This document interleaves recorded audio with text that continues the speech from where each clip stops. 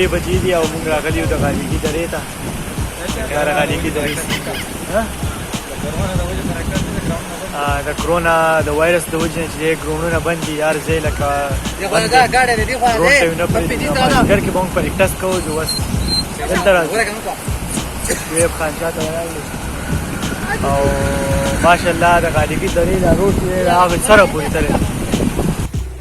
بوران دی شعیب دی ارشاد دی عبدالله دی خانجي دی او شاته هغه دوی یو عبید دی او قاسم خان دی هغه دوه هم را روان دي دا زموږ د دغه نه جدا دی خو لکه د ځان راغلي نه عبید سلام پکې قبول کړی او د قاسم هم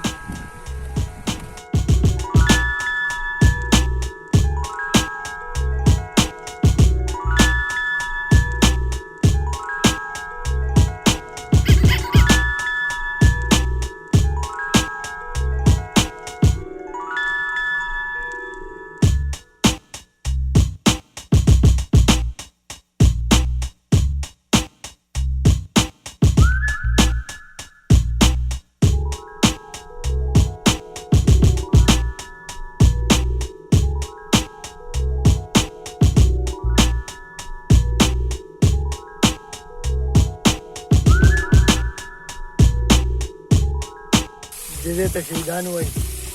او دا په غالیګي کې دی دې ځای کې چې دی ډېر پخواني مقبرې دي او په هغې مقبرو پسې ډېرو خلکو ته چې دی هغه دوته مجسمې او هغه څیزونه ورته میلاو شوي دي او ښه داسې شته دغه ځایونو کې دغه ټول مقبرې دي او خلک وایي په دې ځای کې پیریان هم شته خو کېدای شي خامخا هغه ډېر پخوانی ځای دی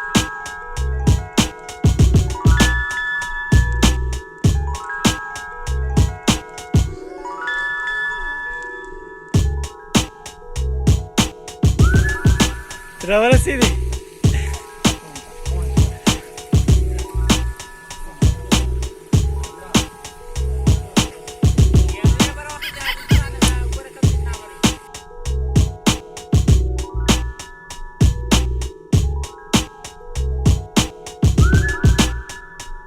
سین چیکای کوم ځای ته راغلو وای مالو دې سر په دې وټ دې خان وچ راغله عجیب غنا سری گزار کړو او دا سری نه کړه ګډ په پاري سکے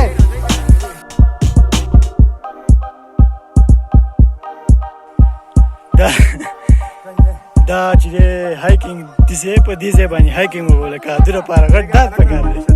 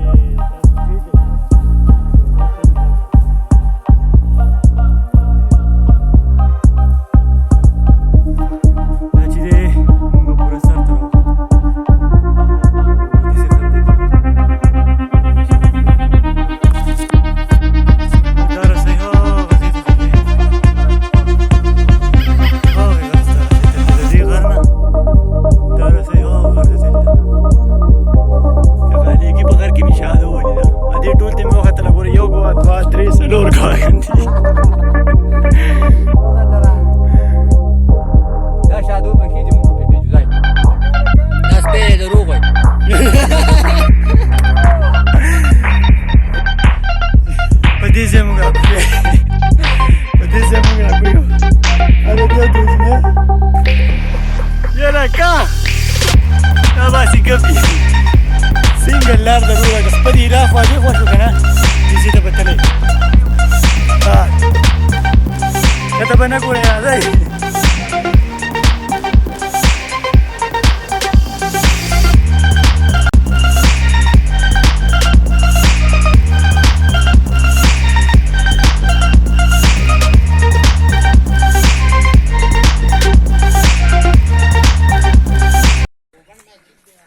یاره ګوبند جومات دی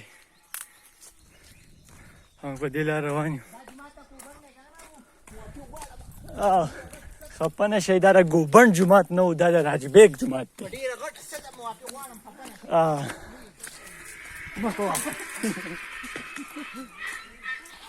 او تاسو د ډایناسور د اواز اورئ دا ځای کې ډایناسور هم دي لکه دا په کوم لار روان یار دا ځنګل دی څه شی